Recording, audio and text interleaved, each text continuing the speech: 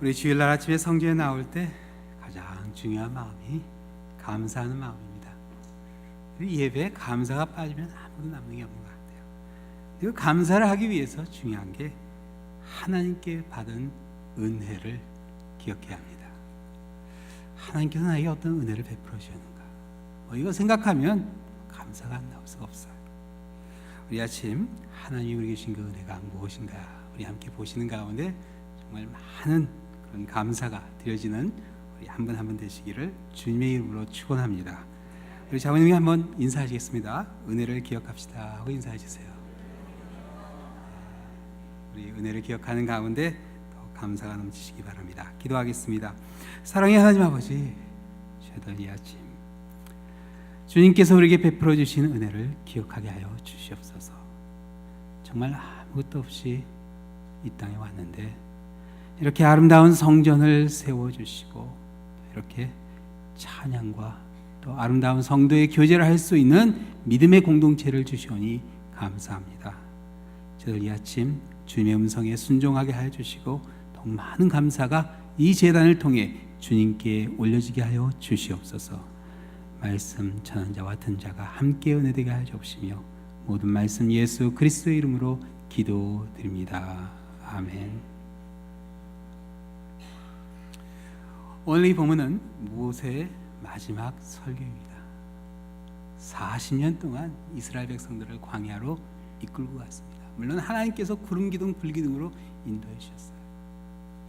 요 근래에 어느 목사님이 한 교회 35년 하고 은퇴하셨다는 얘기를 듣고 내가 깜짝 놀랐어요. 야, 35년 할 수 있구나. 모세는 40년을 했습니다. 대단하죠. 40년을 그들을 인도하는 가운데 이제 약속의 땅이 그 앞에 보이게 돼요. 그리고 그들에게 오늘 이 본문에 보면요, 젖과 꿀이 흐르는 그 땅에서 그 가나안에 들어가서 첫 추수를 할 때를 한번 상상하게 합니다. 정말 생각만 해도 가슴이 설레는 그런 시간이 아닐까 싶어요. 이스라엘 백성들은요, 이 설교를 듣고 있던 그들은 다 광야에서 난 사람들이었어요. 농사가 뭔지도 모르고 그냥 말로만 이 추수에 대해서 듣던 사람들인데 모세가 이제 젖과 꿀이 흐르는 땅에 들어가서 첫 그 수확물을 거두게 되면 어떻게 하나님 앞에 나와야 될 것인가 하는 것을 가르쳐 주는데 아마 이 설교를 듣는 모든 사람의 얼굴에는 웃음이 가득할 것입니다. 야, 언제나 그때가 올까? 근데 오늘 본문에 보면 모세는 백성들에게 단지 그때를 상상만 하게 하는 게 아니라 아주 구체적으로 준비하게 합니다. 토지의 소산으로 삶이 풍성하게 될 때 어떻게 하라고 그러죠? 본문에 보면 추수한 모든 소산의 만물을 첫 수확물을 광주리에 담아서 하나님 앞으로 가져오라, 그렇게 명령합니다. 하나님께 감사하라는 이야기죠. 너무나 당연한 얘기 아닌가요? 아니, 하나님이 그렇게 풍성하게 추수하게 해주시면 당연히 하나님께 감사할 것 같은데 뭐 이런 얘기 할 필요가 있을까 싶은데 그렇지 않아요. 이게 사람이요, 일단 풍성해지면 마음이 달라질 수 있어요. 누가복음 12장에 나오는 어리석은 부자의 비유에 보면 그러한 인간의 그 간사한 면을 볼 수 있는데 우리 한번 같이 보시도록 하겠어요. 누가복음 12장입니다. 한번 같이 찾아보시죠. 예수님께서 제자들에게 주신 비유인데요, 누가복음 12장에 이렇게 말씀하셨습니다. 12장 15절부터 나옵니다.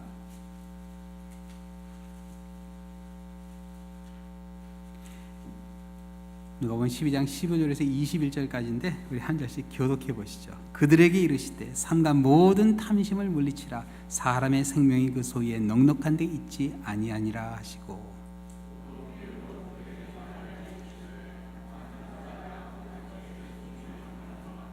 심중에 생각하여 이르되 내가 곡식 쌓아둘 곳이 없으니 어찌할까 하고,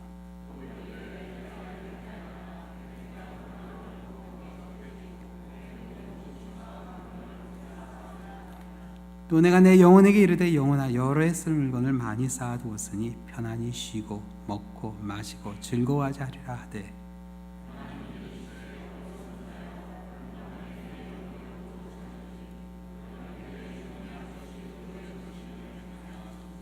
함께 읽겠습니다. 자기를 위하여 재물을 쌓아두고 하나님께 대하여 부여하지 못한 자가 이와 같으니라. 하나님께서 정말 풍성하게 축복해 주셨는데 이 부자는요, 그 풍성한 그 축복 가운데 무슨 생각을 하죠? 하늘에서 비를 내려주시고 그리고 해를 비춰주신 하나님 생각지 못합니다. 1년 내내 함께 일하면서 땀 흘렸던 일꾼들 생각하지 못해. 그냥 혼자 그걸 다 누리겠다고 합니다. 그리고 마음의 걱정은 곡간을 좀 더 크게 져야 되겠다. 이 부자의 문제가 뭐죠? 그 많은 걸 혼자 다 먹을 수 있을까? 결국 아마 썩어서 많이 버리지 않았을까 싶은데, 이 부자의 문제는 탐심이었습니다. 탐심. 이 탐심이요, 사람을 변질시킵니다. 알아볼 수 없을 정도로 변질시켜요. 2년 전에 타이커 인터내셔널 대표였던 데니스 크로우스키가 6년 반 동안 감옥 생활하고 풀려났어요. 이 사람 원래 실형 25년을 받은 사람인데 6년 살고 나왔어요. 좀 그 뉴스를 읽으면서 마음 같아서는 다 살고 나왔으면 싶었는데 왜 이렇게 빨리 나왔나 싶더라고요. 데니스가 감옥에 들어간 이유는요, 8천만 불이나 되는 보너스를 불법으로 받은 것과 1,400만 불짜리 그림을 회사 돈으로 구입해서 자기 집에 걸어놓은 겁니다. 그렇지만 그가 실제로 횡령한 회사 돈은 총 1억 불이 넘었다고 합니다. 감옥에 가기 전에 얼마나 사치를 했는지 그가 살던 3천만 불짜리 맨하탄 아파트에는 6천 불짜리 샤워 커튼, 그 월마트에 가면 20불이면 사는데 그리고 왜 6천 불씩이나 주고 샀을지. 15,000불짜리 우산대, 어떻게 생긴지 참 궁금하긴 궁금한데 그 필요나 있을까 싶어요. 부인 생일 파티에 200만 불을 썼다고 해요. 그것도 회사 돈으로. 정말 돈을 물 쓰듯 쓰던 사람이었는데 도대체 이 사람은 왜 이렇게 사치를 했을까? 아버지가 백만장자가 됐을까 싶은데, 데니스의 아버지는요, 폴란드 이민 1세였습니다. 그래서 한평생 뉴저지 교통부 공무원으로 정직하게 성실하게 살았던 사람이었고, 어머니는 통학 시간에 횡단보도에서 학생들을 길 건너는 걸 도와주는 그런 안내원이었어요. 아니, 이렇게 평범하게 자란 데니스가 왜 그렇게 변해버렸을까? 이게 탐심입니다. 탐심. 그 떡 하나 더 먹고 싶은 탐심, 그 하나 더 움켜쥐고 싶어 있는 그 탐심이요, 사람을 이렇게까지 타락시킬 수 있어요. 사람을 교만하게 만들고 사회를 병들게 하고 나라를 망하게 합니다. 그래서 오늘 본문에 보면 모세는 이스라엘 백성들에게 탐심의 눈이 멀지 않도록 미리 준비하게 해주는 겁니다. 그래서 하나님이 약속하신 그 땅에 들어가서 첫 추수를 할 때 모든 것이 다 풍족하게 될 때 어떻게 해야 되냐? 무엇을 하라고 그러죠? 하나님 앞에 나와 예배 드리라고 합니다. 가장 풍족할 때 그것을 싸가지고 어디 베케이션 가라는 게 아니라 하나님 앞에 나와 예배 드리라고 합니다. 그리고 어떻게 예배를 드려야 하는지 멘트까지 정확하게 가르쳐 줍니다.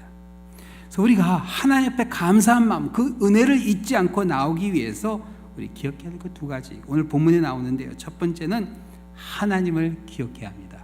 한번 따라하세요. 하나님을 기억해야 한다. 하나님을 기억해야 합니다.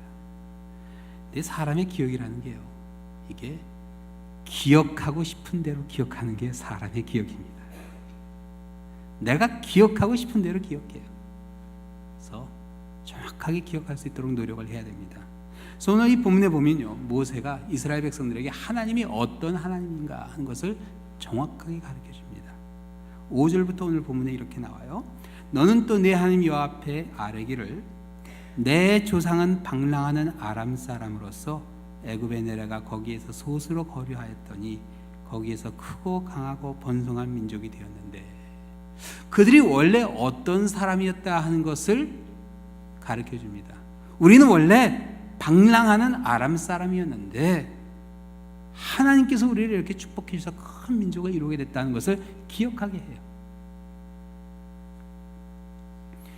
애굽 사람이 우리를 학대하여 우리를 괴롭히며 우리에게 중노동을 시킴으로 우리가 우리 조상의 하나님 여호와에게 부르짖었더니 여호와께서 우리 음성을 들으시고 우리의 고통과 신고와 압제를 보시고 여호와께서 강한 손과 편팔과 큰 위험과 이적과 기사로 우리를 애굽에서 인도하여 내시고 이곳으로 인도하사 이 땅 곧 젖과 꿀이 흐르는 땅을 주셨나이다. 하나님 앞에 나아갈 때요, 이 말을 또박또박 한마디 한마디 그대로 하게 그렇게 합니다.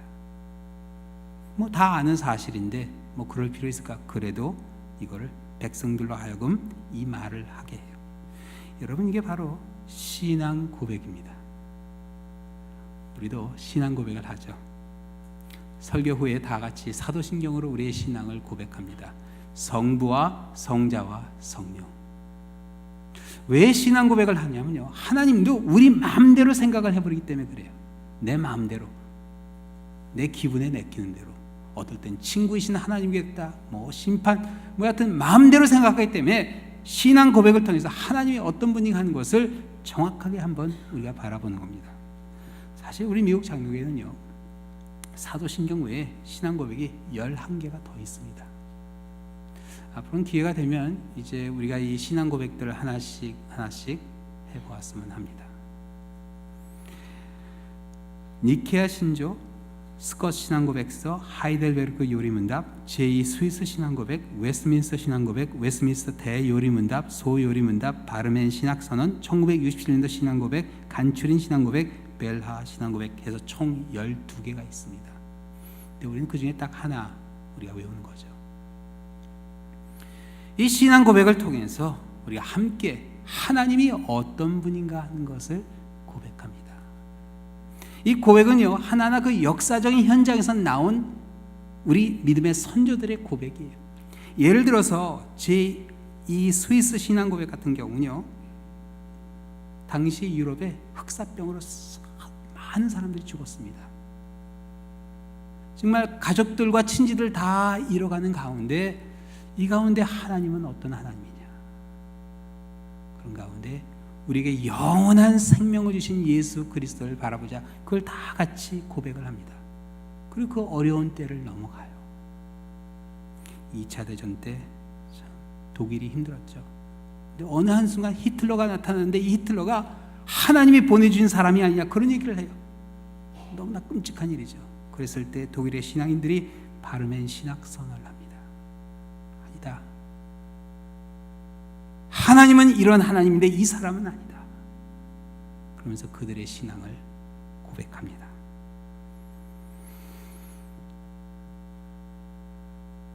우리는 보통 이제 사도신경 하나만 갖고 신앙을 고백하는데, 사실 그래요. 우리 이민교회는 아직 상당히 많은 교회들이 아직 예전 그 말로 신앙 고백을 합니다. 이제 금년에 한번 우리가 신앙 고백을 바꿨으면 합니다. 그래서 한국에 있는 교회들이 그 토시가 다 바뀌었는데 이제 한번 바꿨으면 해요. 근데 사실 이게 신앙 고백이 바뀌고 나면은 우리가 눈을 갖고 고백하는 게 아니라 이걸 보면서 하셔야 돼요. 헷갈리니까. 네, 같이 읽으셔야 돼요. 그렇지만 그걸 한 줄 한 줄 정확하게 읽으면서 하나님은 이런 하나님이구나 하는 것을 확신할 수 있어야 돼요. 잘못된 내 생각을 바로잡는 가운데 내 신앙을 세우는 겁니다. 근데 그래 우리가 같이 신앙 고백을 하는데 그게 과연 내 신앙과 무슨 상관이 있을까 하는데, 그 신앙 고백이요, 내 신앙으로 연결되는 가운데 그걸 뭐라고 그러냐면 간증이라고 합니다. 그 신앙 고백을 하는 가운데 내 간증이 나와야 돼요. 단기 선교 마치면 집에 이제 오기 전에 제가 꼭 부탁드리는 게 있습니다. 우리 오늘 이제 애리조나 선교팀 선교지로 가는데 이제 아마 공항에서 우리 윤 목사님이 다 그 간증문을 걷어요. 이제 그 책자 가운데 딱 한 페이지 있는데 그 뭐 타이프 치지 못하고 그냥 공항에서 친필로 적게 되어 있습니다. 근데 그 간증문요, 사실 그래요. 뭐 사람들에게 감사하는 그게 아니에요. 뭐 선교사님께 감사하고 뭐 형제 자매들에게 감사하고 그런 건 다 빼버리라고 그래요. 딱 하나 있는 거 뭐냐면 하나님께 감사. 그렇죠? 그게 간증입니다. 하나님이 하신 일, 하나님께서 어떻게 역사하셨는가, 그걸 전혀 체험하지 못했으면 쓸 게 없는 겁니다. 그냥 백지내야 돼요. 거짓말할 수는 없으니까. 근데 하나님께서 정말 그 순간 이렇게 나에게 역사하셨다 그러면 그게 간증이 됩니다. 그래서 간증 한마디 쓰면 됩니다. 집에 가서 좀 생각 좀 깊게 하고 쓰면 더 낫지 않냐? 안 그래요. 그러면 이게 불어요. 막 덮습니다. 그래서 아무 꾸밈 없이 하나님이 하신 그 일 그 자체 그냥 간증하는 게 하나님께 가장 큰 영광이 됩니다. 사도행전에 보면요, 사도 바울은 가는 곳마다 간증을 했어요.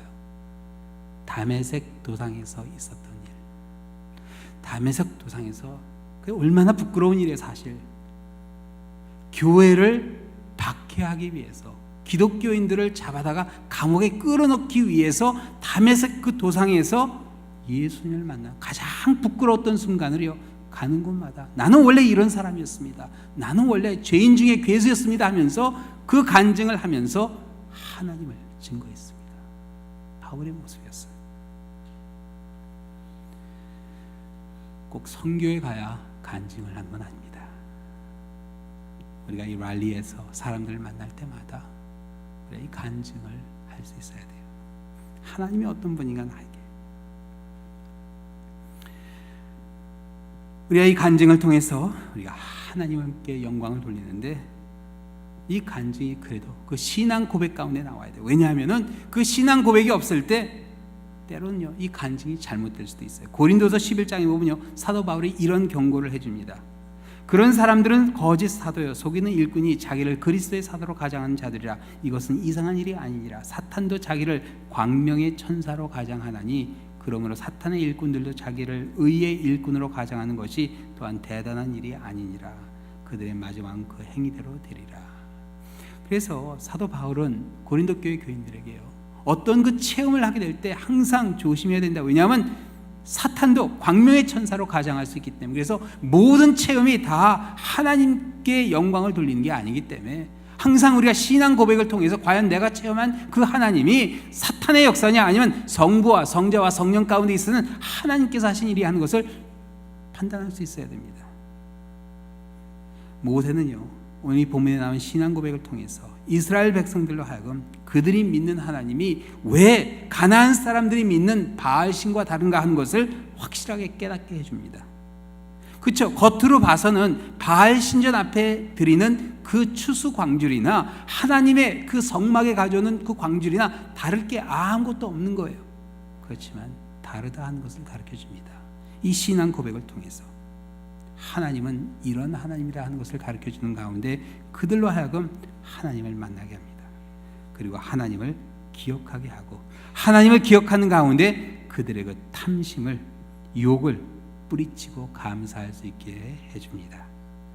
또 두 번째, 오늘 이 본문에 보면요, 이 탐심의 유혹을 물리치고 감사하기 위해서 하나님을 잊어서는 안 됩니다. 따라 잊어서는 안 된다.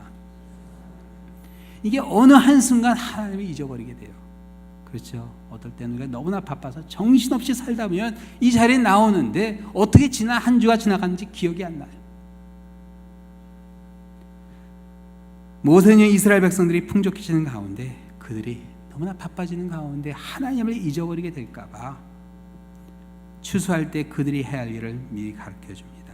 그래서 오늘 이 본문은요, 그들이 보리 추수를 하고 밀추수라고 추수 때마다 해야 할 일을 가르쳐 주는 건데, 이스라엘 백성들은 하나님께서 1년에 3번 하나님 앞에 나오게 하셨어요. 첫 번째는 6월절에 하나님께서 그들을 구원해 주신 그 구원에 감사하며 하나님 앞에 나오게 하고요, 두 번째는 보리 추수할 때, 그게 오순절이 됩니다. 그래서 보리 추수를 가지고 나오게 하시고, 또 세 번째는 77절에 그건 밀추수와 그리고 과실을 추수하고 그걸 가지고 하나님 앞에 나오게 하셨어요. 그렇죠? 아니 꼭 1년에 3번씩 그렇게 해야 될까 하는데, 그렇게 해야 되는 것은 감사도 배워야 할 수 있기 때문에 그렇습니다. 배워야 돼요. 우리가 때로는요, 참 하나님께 축복을 받는데 감사할 줄 모르는 경우가 있어요. 뭐 하나님 다 하시는데 뭐 굳이 하나님께 감사할 필요 있을까, 그런 생각하는데 해야 됩니다. 해야 돼요. 제가 재정부로부터 재정복을 딱 하나 받는 게 있습니다. 감사 제목들은 받습니다. 우리 헌금 봉투 때 감사 제목들을 쓰시면은 그건 제가 다 받아요. 그래서 제가 감사의 기도를 올립니다. 근데 어떤 주는 정말 하나도 안 들어와요. 감사할 일이 하나도 없는 건지 아니면 그냥 쑥스러워서 안 하신 건지. 우리가 늘 감사할 수 있어야 돼요. 이민교회는 이 훈련을 더 많이 해야 되지 않나 싶어요. 작은 것 하나에도 감사할 수 있는 마음 중요합니다. 근데 여기 보면요, 오늘 이 본문은 하나님께 감사제를 드리라 하는 그 명령인데, 레위기서 22장이면 감사제는 특별한 그 조건이 하나 붙어요. 뭐냐면 하나님께 가져온 그 광주리에 있는 그 음식을 다음 날까지 남겨두면 안 돼요. 레위기 22장 29절에서부터 이런 말씀이 나옵니다. 너희가 여호와께 감사 제물을 드리려거든 너희가 기쁘게 받으심이 되도록 드릴지며. 자, 감사 제물은요, 하나님 앞에 기쁘게 받으심으로 되도록 드려야 돼요. 광주를 밀어 넣고 끝나는 게 아니라 이걸 어떻게 드려야 되냐? 그 제물은 그 날에 먹고 이튿날까지 두지 말라. 나는 여호와니라. 아니, 광주리에 가득 가져온 음식을 우리가 어떻게 다 먹을 수 있겠습니까? 그렇죠? 먹을 수 없어요. 그렇기 때문에 나눠야 된다. 다음 날이 되기 전까지 함께 나누라는 이야기가 됩니다. 오늘 이 본문에 보면요, 소출의 만물은 하나님께 가져와서 레위인은 물론 함께 있는 나그네들과 나눠 먹게 되어 있어요. 11절이죠. 내 하나님 여호와께서 너와 내 집에 주신 모든 복으로 말미암아 넌 레위인과 너희 가운데 거리하는 객과 함께 즐거워할지니라. 그래서 가장 기쁜 날이 감사를 나눈 날이에요. 오늘도 그런 날이죠. 치료해 주신 하나님께 감사해서, 또 생명을 주신 하나님께 감사해서 함께 우리가 점심 식사를 나눕니다. 감사한 날이에요. 예배를 통해서요, 이 탐심을 물리치게 합니다. 그렇죠? 200명이 먹을 거 혼자 먹으면 어떻게 되겠어요? 그러나 함께 나누게 될 때 그 자리에 기쁨이 200배가 됩니다. 하나님께서는요, 우리로 하여금 하나님을 잊지 않게 하는 가운데, 예배를 드리는 가운데 감사하게 합니다. 그래서 오늘 이 본문에 보면요, 이제 이스라엘 백성들이 약속의 땅을 바라보면서 모세는 미리 그들로 하여금 감사할 준비를 하게 해요. 아직 가나안 땅에 들어가지도 않았는데, 밭을 일구지도 않았는데, 씨를 뿌리지도 않았는데, 추수할 곡식도 없는데 미리 감사하게 하십니다. 그리고 10절 후반부에 보면 이렇게 이야기해요. 너는 그것을 내 하나님 여호와 앞에 두고 내 하나님 여호와 앞에 경배할 것이며. 예배를 준비하게 합니다. 오늘 이제 단기 선교팀 파송 예배, 우리 파송식을 갔는데요. 그렇죠? 가서 선교가 잘 되면 갔다 와서 감사 예배를 드리고, 안 되면 우리 감사 안 드려도 되나요? 그런데 선교가 감사한 이유는요, 결과에 있지 않습니다. 디모데전서 1장에 보면요, 사도 바울은 하나님께 감사할 수밖에 없었던 그 이유를 이렇게 간증해요. 나를 능하게 하신 그리스도 예수 우리 주께 내가 감사함은 나를 충성되이 여겨 내게 직분을 맡기심이니, 내가 전에는 비방자여 박해자여 포행자였으나 도리어 긍휼을 입은 것은 내가 믿지 아니할 때 알지 못하고 행하였음이라. 우리 주 예수의 은혜가 그리스도 예수 안에 있는 믿음과 사랑과 함께 넘치도록 풍성하였도다. 사도 바울은요, 감사했던 이유는 하나님께서 그를 통해서 많은 교회를 세워주시고 많은 성도들을 하나님께 이끌어서가 아니라, 그를 충성되이 여겨 사용해 주신 하나님의 그 은혜에 감사했습니다. 그거 하나면 충분하지 않나요? 나를 사용해 주신 하나님, 나를 사용해서 선교를 하시고, 나를 사용해서 교회를 섬기게 해주시고, 나를 사용해서 하나님을 증거하게 하신 그 하나님의 은혜에 감사하면 그걸로 충분합니다. 우리 선교팀, 또 오늘 함께 선교팀과 기도하기 위해 이 자리에 모인 모든 성도님들, 우리 랄리 한인 장로교회를 들어서 이제 아리조나 선교를 하시는 우리 하나님께 감사하게 되시는 이번 선교 또 하루하루가 되시기를 우리 주님의 이름으로 축원합니다. 기도하시겠습니다. 사랑의 하나님 아버지, 저희들 어느 한순간 하나님의 은혜를 잊을 때가 있습니다. 이번 아리조나 선교를 하면서 정말 하루하루 그 은혜에 감사하게 하여 주시고, 감사하는 가운데 저희들 주님의 뜻을 이루어가는 아버지 선교가 되게 하여 주시옵소서. 온 성도들의 기도가 애리조나를 향해 모아지게 하여 주시며, 우리 선교팀원들 한 사람 한 사람 가운데 역사하신 하나님의 그 놀라운 손길이 살아있는 간증으로 주님께 증거되게 하여 주시옵소서. 모든 말씀 예수 그리스도의 이름으로 기도드립니다. 아멘.